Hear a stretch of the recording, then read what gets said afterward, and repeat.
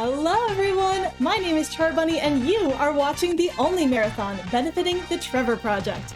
For this next run, I'd like to introduce it with a quote from its submission. It's fast. Please put your best hype emotes in chat for some frantic 2D side-scrolling action in Sparkster with runner Drakodan. Thank you very much, and hello everyone. Welcome to the stream. Welcome to Sparkster.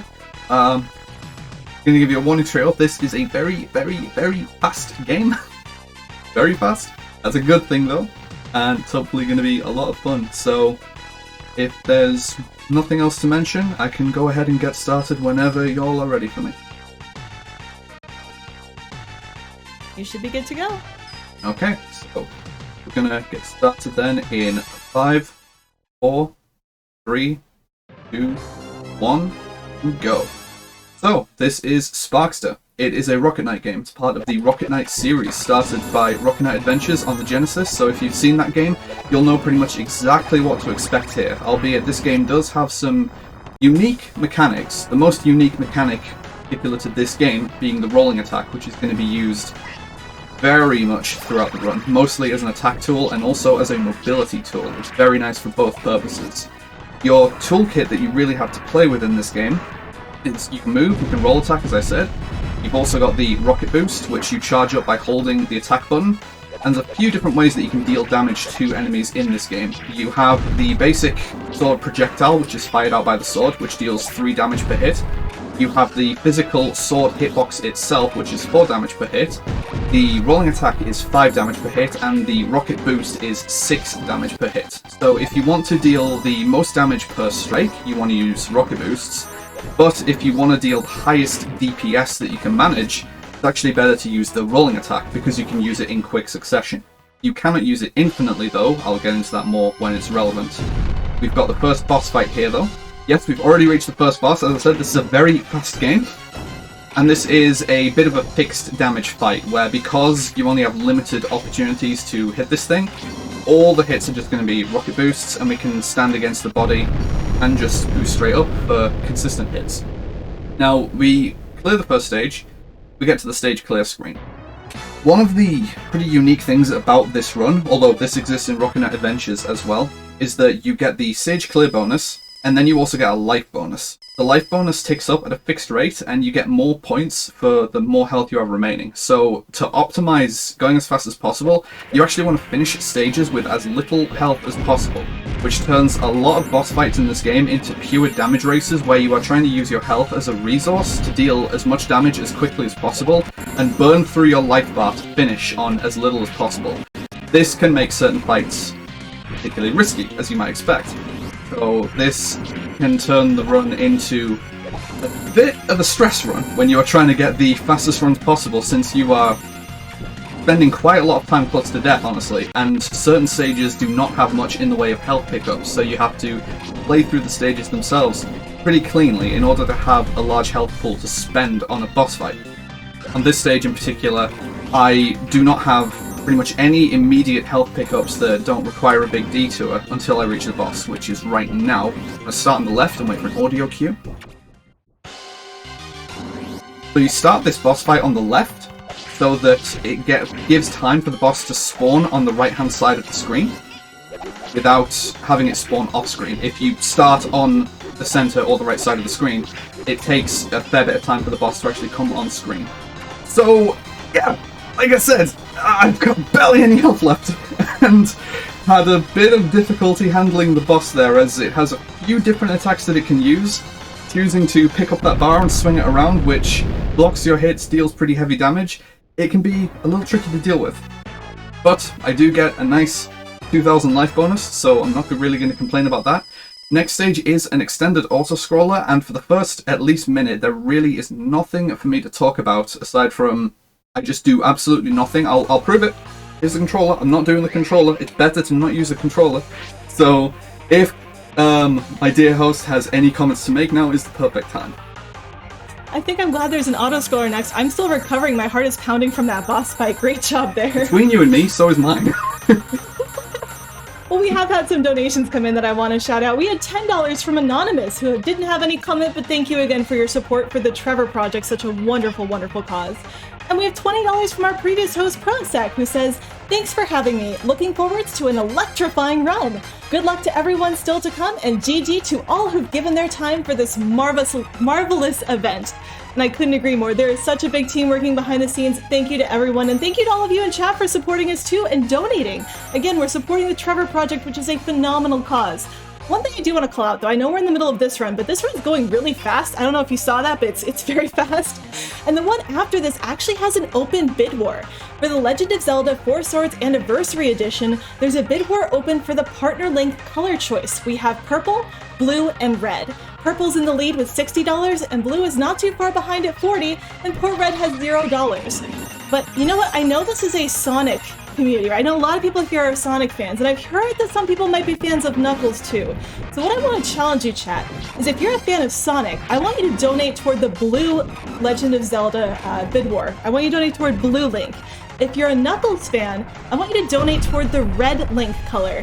And if you like both of them equally, I want to see those purple donations coming in, alright?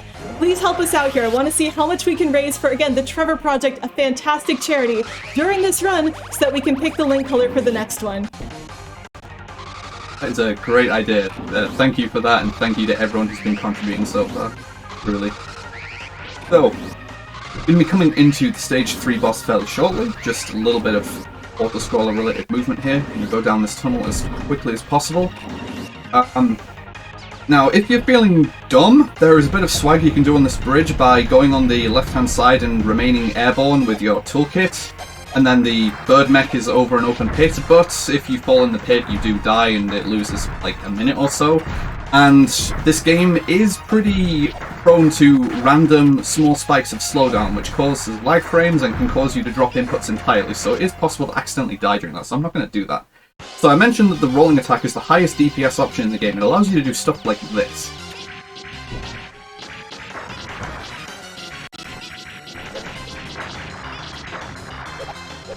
And you can burn through bosses pretty quickly as long as they don't have long invulnerability periods, and bosses in this game really don't have a lot of iframes to speak of. So, yeah, especially on bosses that have multiple segments such as that, you can rack up damage extremely quickly with the rolling attack. And that's one of the few instances where you can really use it as much as you want, because one thing I haven't mentioned is that there's a hidden value in this game which I just call the Exhaustion Value. The more you use the rolling attack, the more the value goes up, and when it reaches a maximum value, Sparkster gets exhausted, which is to say you just lose control over Sparkster for about 3 seconds. This typically happens after using 6 rolling attacks in a row, so when I'm using the roll for movement, I'm really routing where I can use the rolls and rationing them so that I don't hit exhaustion. However, the exhaustion value is completely reset whenever you take damage. So you pretty much, as long as you are taking damage as often as possible, you can't really use 6 rolling attacks before you take damage again. So you do pretty much get infinite use of it as long as you are taking hits, which is very convenient for boss fights where you're just trying to deal damage as quickly as possible. So coming up to the water hallway here, I'm just going to let you know that it's the water hallway because honestly, watching fast runs of this game, you would never know it's a water hallway because you never see the water. It's chasing you throughout this entire corridor, but again, you never see it as long as you move at a fast pace, so you're just going to have to take my word for it that that's the thing that's happening. So, coming into the Stage 4 boss here, I've got 5 hearts to play with. This is a 3-phase fight. I'm likely to take a hit or 2 in the first phase. That was so fast! Oh my... Wow, that is one of the best phase 1s that I've ever had. My health is a little low here, so I'm going to be a little careful with how I play this phase 3. It's possible to take damage on this mech's body and from the spike balls that are rotating around it. The body dealing, I think, just half a heart, but the spike balls and the arms deal a full heart. They also have their own hitboxes, and they're moving around, and since your boost ricochets off surfaces that it hits, and that's a very weird surface, it can end up cancelling your attack, and they can end up sucking you in just because the hitboxes interact really weirdly, so you do have to handle that boss a little carefully. So Stage 5. This is a bit of a weird stage in that it is a lot shorter than it's quote-unquote intended to be. There really isn't anything in the way of glitches and tricks in this game. There's like nothing that you can really exploit. However, I've already skipped about half of the stage here. when you go into the pyramid, you use those panels to change the hallways, and you're supposed to, if you just play it linearly and take them as they come, this is a pretty like long and cryptic section where you have to like find the way through. But by simply activating the first panel twice, you just go straight to the mini-boss of the stage, which is nice. We've also got, even though there's no like glitch tricks, this is a pretty precise trick. Okay, let me get it again. You've got to jump against the sloped ceiling here, which I'm messing up. And then you can just bypass this little mini section here by just going straight along there. But you need to be like hard up against the ceiling to manage that. So I'm going to take a damage boost here and bounce backwards so that I can ricochet off the floor in a convenient position there. Use rolling attacks to make sure I don't hit the spike ceiling there, as that's an instant death if you hit that spike ceiling. And we come straight into the Desert Worm, one of every runner's least favourite parts of this game. This guy moves around completely randomly and can choose to dig, as he's doing here. Every time he digs in the floor, it is a automatic 5-second time loss. Nothing you can do about it. And this is also the only enemy in the game which takes modified damage from your attacks. For whatever reason, all of your hits that you inflict on that boss deal half damage. And if it's not a clean integer, it's rounded down. So for instance, I said that rolling attacks deal 5 damage per hit. They deal 2.5 against that guy, and so they deal 2 damage. Whereas a rocket boost is 3 damage per hit. So that is the one fight where if you want to deal high DPS, you actually want to use as many rocket boosts as possible, since they deal 50% more than a given rolling attack. It's really strange how that works, but it is something that exists in the game for some reason. So stage 6, Music Town. Already dispatched a mini-boss. Gonna wait for the screen to unlock and then hopefully move through this section quickly. Again, movement is very strictly rooted and rationed throughout the game to get through sections cleanly. You really don't have time to react to anything that happens. You've just got to execute the movement route, and then if you're making mistakes on the movement route, know which adjustments you then need to make. It can get a little confusing sometimes.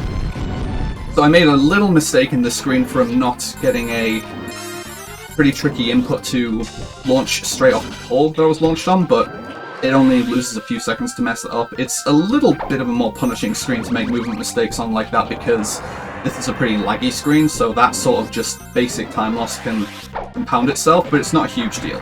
What is a huge deal is reaching the end of the stage with full health so that we can try to, again, damage race the stage 6 boss. So Sparkster is the Rocket Knight, and we're going to fight the Black Knight Axel Gear. Sparkster's like evil alter ego. This is like a Sonic and Shadow deal, basically.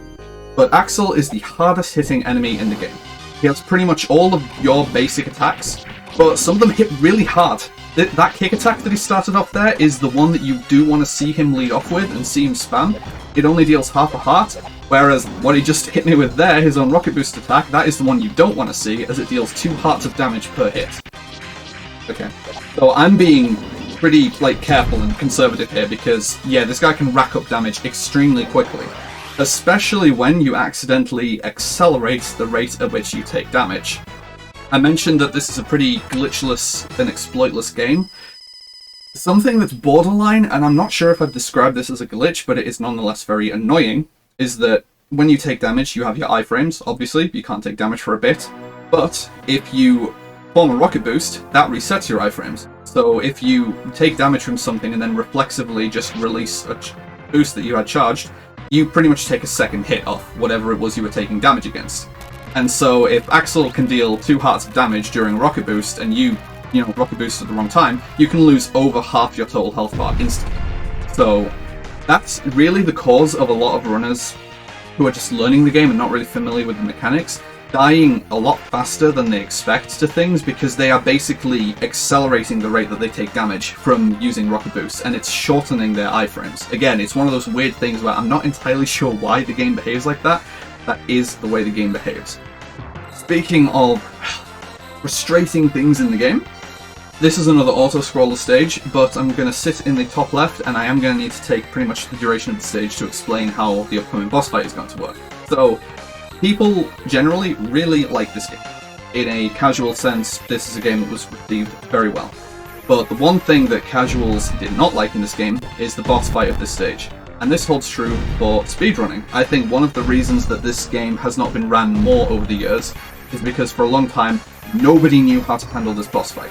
it kills you very quickly, and the game really doesn't teach you how to play this boss fight. It's going to be a rock'em sock'em robot duel in space, and if you just go into the fight and wing it, what typically happens is Axel just kills you very quickly. You just seem to get beaten down, and there's not really much way you can fight back, and it seems luck-based whether you win the fight.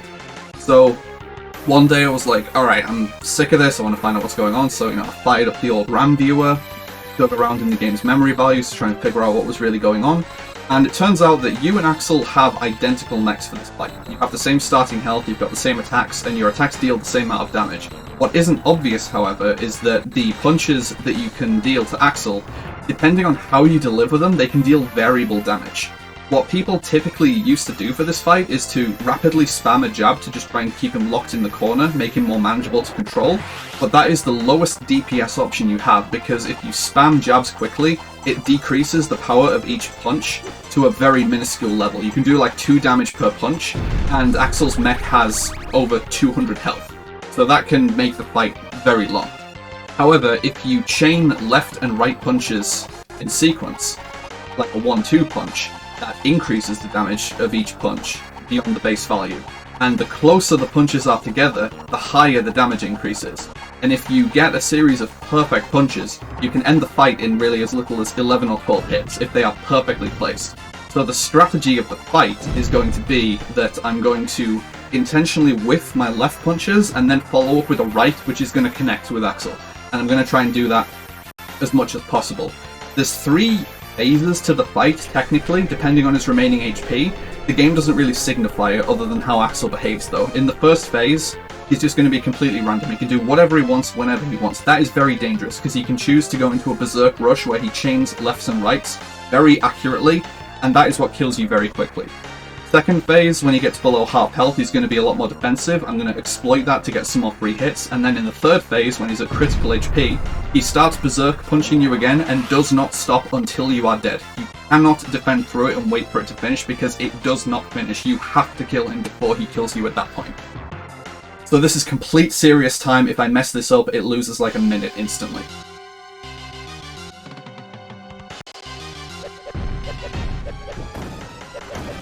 It's a bad start.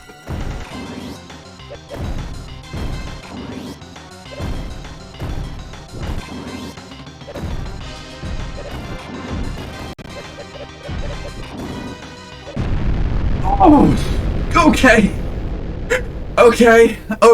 Okay, I'm alive. It's fine. Congratulations, that was also terrifying. This game's so stressful. This game is so stressful. So we're coming into the final stage, and you get to see a very nice use of 3D rendering on the Super Nintendo. I'm not lying, look at it, look at this missile. It's actually, considering this is Super Nintendo, that is actually gorgeous. Like, I'm really impressed by the detail on these models. They're very deadly, however. If these missiles, like, crush you, if you try and stand up in these divots or get crushed against the corners, it's instant death, just like the spike ceiling in Stage 5. Doesn't matter how much health you have, you just die. So this is the last one that I need to avoid. As long as I move well out of this, I'm not going to get another missile. Yep, let's go into the next part of the stage. And routing my movement in a particular way to just try and move through the section relatively efficiently. We have first mini-boss of the stage here, this mech wolf guy. The original run notes before I ran this game just called this strange wolf, I think, or weird wolf. I thought that was pretty nice. And after a bit more hallway movement, we're going to come into the second mini-boss of the stage. This is just like, not just like the mech fight, it's very different from the mech fight, but it is difficult like the mech fight. This is a potentially very dangerous part of the run with the core. You need to destroy these 4 blue crystals. They each have 26 HP, so 1 rocket boost on each of them, followed by a few rolling attacks on each will destroy them. We've also got these yellow rings, which are hazards that fly around, and it looks like, you know, it's pretty dangerous to have these around. The yellow rings are actually your best friend in this fight, because the blue crystals deal a full heart of damage whenever you contact them. The yellow rings only deal half a heart. I also probably could have finished that fight a few seconds sooner if I'd managed to hit that blue crystal one more time before it moved into the background. You can only hit those when they're in the foreground, but overall that was a very clean fight. I'm very happy with that. Now I'm going to refill my health. This health is all I have for the remainder of the game. There are no health pickups for the remainder of the run. I'm just coming up to, again, a bit more hallway movement, followed by the last boss. So I took half a heart of damage there by accident.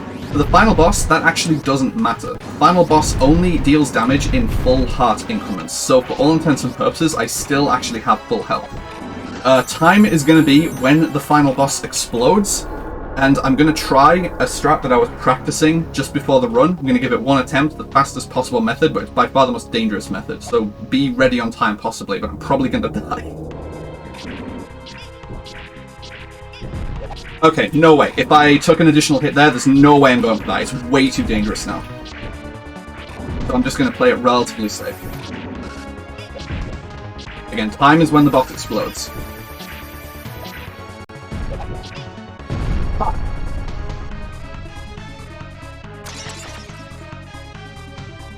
GG, that was so scary. I need a drink after this. Congratulations. My heart rate was up over 100 and I'm not even running this. Congratulations. Yeah, it's... like, the health bar that you're sacrificing through this game, it's like an analogy of your stress levels. And I will say for chat, we did have a bit of an issue with our timer, but it was about 5 minutes and 31 seconds into the run, so we're going to say this was an about 19:07 for the final run. Wow, that's a really good run, and that's like within 20 seconds of my PB. Wow. Congratulations. That's really good. Like, damn. Like, thank you all so much for being here. Thanks to all the staff for putting on this event. Yeah. Thank you, is all I can say.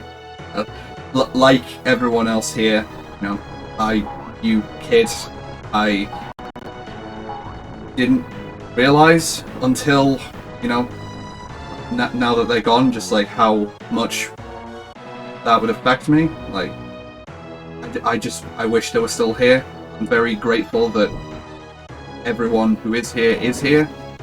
Thank you all for being here and for being great people. And thank you to everyone who's been contributing to this cause so far. Like, really, thank you very much. That's all I can really say. Well, thank you so much for spending your time running this game for us and being here and supporting this marathon. We all definitely appreciate it. Chat, can we get one more ginormous round of applause for that fantastic run?